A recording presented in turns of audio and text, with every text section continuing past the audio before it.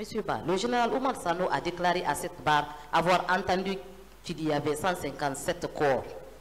Et Aboulé Chérif Diaby, quant à lui, a parlé de 57 corps. Et vous, vous parlez de 58 corps. À quoi pourrait-on s'en tenir? Bon, moi je parle de 58 corps. Vous savez, parmi les corps, je vous ai dit, c'est 43 qui ont été déposés par l'armée. Les autres, ce sont des décès hospitaliers. Et au fur et à mesure, les gens qui étaient hospitalisés, qui étaient dans un état grave, lorsqu'ils décédaient, on les a envoyés. Bon, je suppose qu'il y a eu d'autres qui sont sortis guéris ou améliorés, qui sont rentrés chez eux. Donc, moi, le dernier décès que j'ai enregistré, c'est un malade qui était hospitalisé en neurochirurgie. Et là aussi, vous pouvez vérifier les dossiers médicaux. Hein. Voilà, le malade était hospitalisé en neurochirurgie, il est décédé, et ce qui complétait le nombre de décès à 58. D'accord. Monsieur Ba, dans le procès verbal de déposition de témoins de général Oumar Sano, il est dit ceci.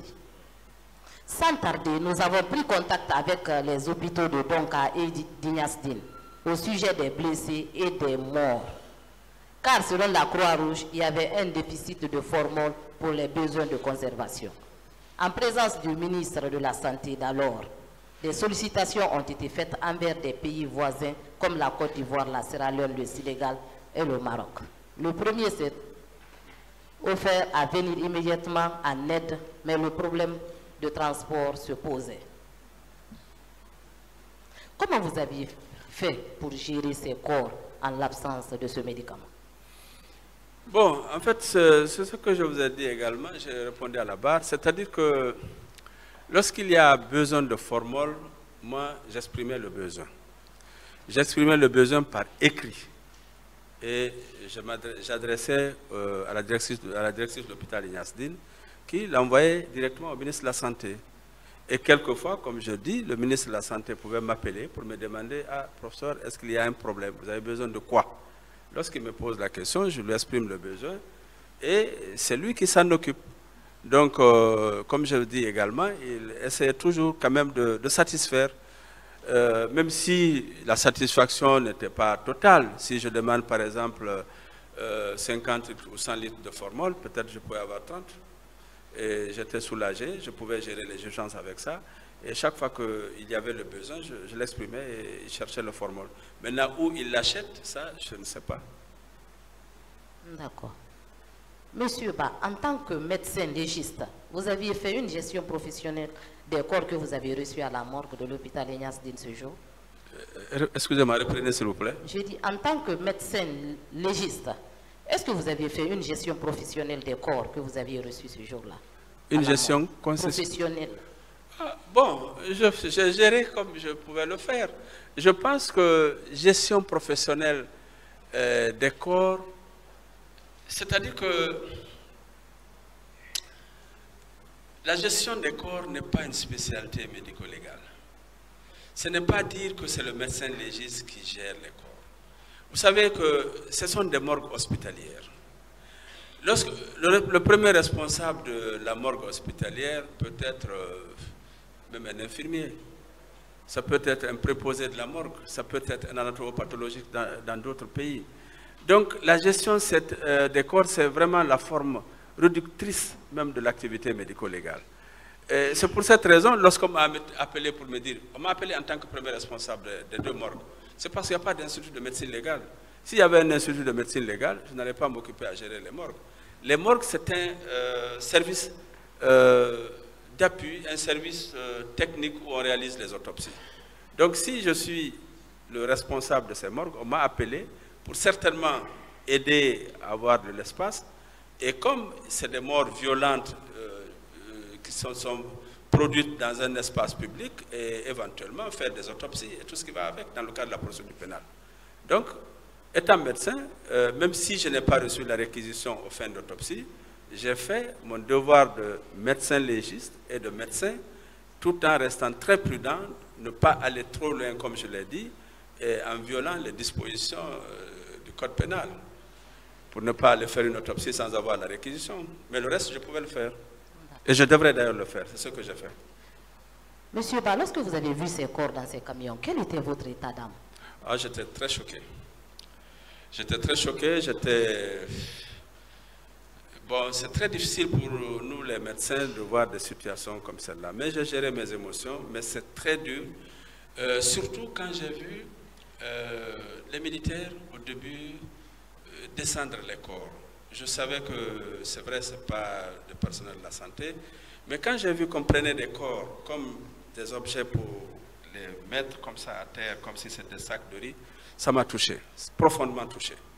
Et c'est en ce moment que je leur ai dit d'arrêter et j'ai mis en place les médecins qui étaient à mes côtés pour leur dire de mettre en place une chaîne pour permettre de recueillir les corps un à un, les faire passer jusqu'au niveau de la chambre froide. Bon, tout ça c'est très dur, mais bon, voilà, c'était quand même très dur pour moi au début. Oui, je vous remercie, M. Ba. Merci beaucoup. Je vous remercie, Monsieur le Président, Messieurs les assesseurs. Et Monsieur Ba, et vous savez, vous êtes là en qualité de témoin. Oui, je le sais. Très bien. Je voudrais revenir sur une question de Monsieur le Président, qui vous a demandé de fournir le nom du médecin militaire qui vous a appelé vers 18 h. Est-ce que vous pouvez revenir pour nous donner le nom? Parce que vous êtes là pour contribuer à la manifestation de la vérité. Oui, tout à fait. Mais ici même, on m'a dit que si je ne veux pas répondre, je peux ne pas répondre. Donc c'est pour cette raison que pour cette question, je dis que je préfère... L'idéal, c'est de répondre. Hein. S'il vous plaît. L'idéal, c'est de répondre. Moi, je ne vous ai pas dit que si vous voulez, vous pouvez répondre, ou si vous ne voulez pas, vous ne pouvez pas répondre. Je ne vous ai pas dit ça. Bon. L'idéal ici, vous êtes là en tant que témoin. Normalement, vous devriez répondre à toutes les questions. Ok, je vous répondrai ça par écrit. Bien. Est-ce que vous pouvez nous donner le nombre, en attendant les noms de ces médecins militaires? Le nombre de médecins Militaires qui étaient intéressés dans cette affaire au moment des faits. Bon, vous savez, j'ai dit ici aussi que en médecine, que ce soit dans l'armée ou dans les autres services, on travaille en équipe. C'est une équipe. Au moment des faits, si mes souvenirs sont bons, j'avais au moins 6 médecins militaires. Je ne connais pas l'effectif des médecins du service de santé des armées. Mais au moins, je reconnais qu'il y avait les 6. Et c'est des médecins que je connais bien, qui travaillent au service de santé des armées. Bien. Vous avez dit que ces médecins-là ont été saisis par leur hiérarchie. Est-ce que vous avez une information à donner au tribunal? Il s'agit de quelle hiérarchie militaire? Non, je répète, maître, ce qui m'a été dit par mon interlocuteur médecin. Il m'a dit, docteur, la hiérarchie militaire vous demande de venir à la morgue de l'hôpital Ignasdine pour recevoir les corps des personnes décédées ce matin au stade du 28 septembre. Voilà ce qui m'a été dit. Bien. Vous confirmez que c'est la Croix-Rouge pour les corps non identifiés qui a, si vous voulez, enterré ces corps-là, je me répète, au cimetière de Cameroun? Je confirme. Très bien. Parce que je peux oublier. Est-ce que vous pouvez nous donner le nombre exact de corps enterrés là-bas? Bon, ça fait 25 maintenant. 25. Monsieur Ba, est-ce que vous savez, nous, cette information-là, pour nous, c'est une fausse commune. Je ne sais pas. Bien. Vous confirmez que vous étiez membre de la Commission nationale d'enquête? Tout à fait. Donc, naturellement, vous êtes d'accord avec les conclusions de ce rapport-là? Écoutez, le rapport, je vous ai dit, dans la commission d'enquête, je m'occupais des questions de santé. Est-ce que vous êtes d'accord des conclusions de ce rapport? C'est le rapport de la commission. Je suis membre de la commission. Est-ce que vous êtes d'accord? C'est le rapport de la commission. Je suis membre de la commission. Merci, Monsieur le Président.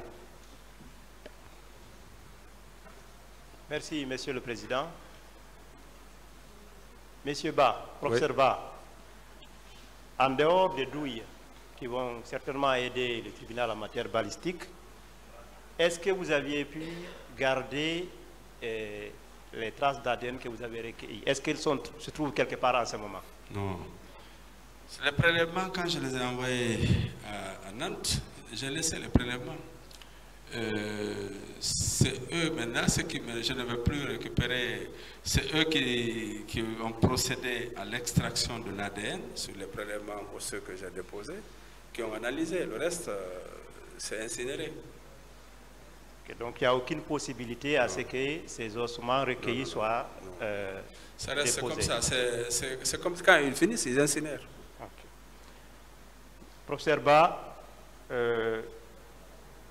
en dehors des lésions, est-ce que vous avez, par des impacts de balles, est-ce que vous avez pu déceler certaines de ces lésions qui pourraient être des traces de torture sur les corps?